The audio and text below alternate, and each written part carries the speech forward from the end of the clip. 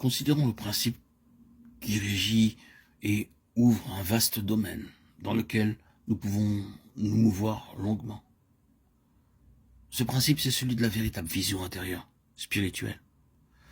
Non pas visionnaire, mais de la vision intérieure, qui est très spécifique et bien définie. Ce concept de la vision peut paraître très abstrait. Mais ce que nous entendons par vision, la vision spirituelle, est très concret et très spécifique. C'est une personne qui est en vue, et cette puissante personne n'est pas une abstraction. Il n'y a rien d'irréel ou d'imaginaire quand nous voyons le Seigneur Jésus. Examinons bien tout cela. Vous, moi, le peuple du Seigneur, comme nous le disions auparavant dans nos divers lieux, nos diverses situations, nos diverses expériences éparpillées, éprouvées et soumises à de multiples pressions, nous avons besoin de quelque chose de très puissant pour nous porter jusqu'au bout.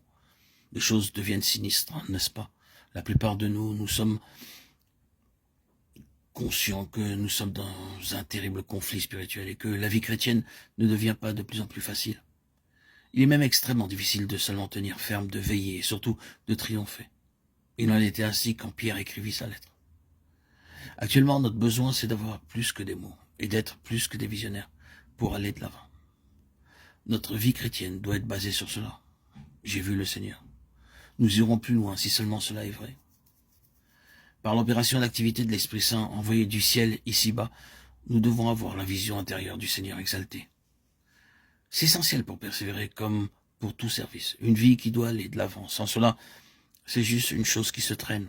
C'est seulement exister. Une œuvre ou un service sans cette vision intérieure n'a rien en lui-même pour nous élever et pour nous transporter. Car pour tout, pour vivre, travailler et persévérer, il est indispensable que nous ayons cette vision intérieure du Seigneur dans la majesté, dans la gloire, conservée fraîche, limpide et constamment ravivée. Avec une telle vision, tout ce qui est essentiel peut être inébranlable et se trouve réuni. Ce sens dont nous avons besoin, tous besoin, l'Église ainsi que chaque partie qui la compose, c'est de ce sentiment qu'un puissant dessein nous gouverne. C'est qu'il y ait quelque chose pour laquelle nous puissions vivre et travailler, persévérer et aller de l'avant. Ce besoin d'un réel dessein originel dans notre existence. Si vous considérez cette question dans le Nouveau Testament, vous trouverez que ces hommes et que l'Église avaient été introduits dans ce dessein originel. Nous sommes si familiarisés avec ces expressions, le dessein éternel, appelé selon son dessein, qu'elles ont perdu la signification dans nos cœurs. Ces croyants étaient gouvernés par cet objectif et par ce but vers lequel ils se dirigeaient.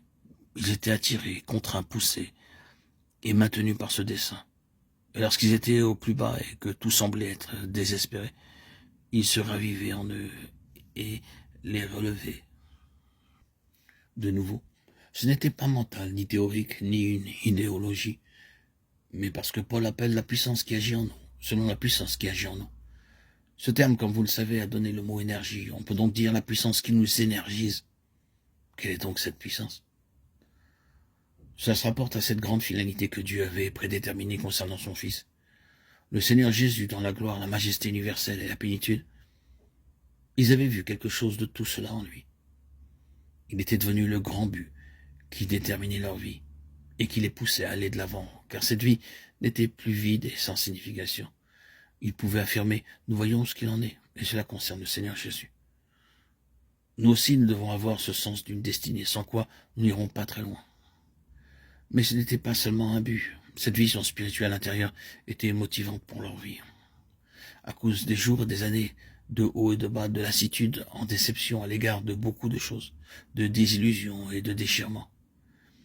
Il est facile d'être démotivé, de se demander cela en vaut-il la peine? Est-ce que c'est justifié d'agir ainsi? Ne dépensons-nous pas notre énergie pour rien? Oui, nous avons besoin de motivation. Ils avaient saisi ce Christ qui avait suivi cette route, pavé de lassitude et de dévastation, et qui avait été glorifié. C'est pourquoi, étant dans la gloire, il les motivait en donnant à leur vie du mouvement et de la puissance.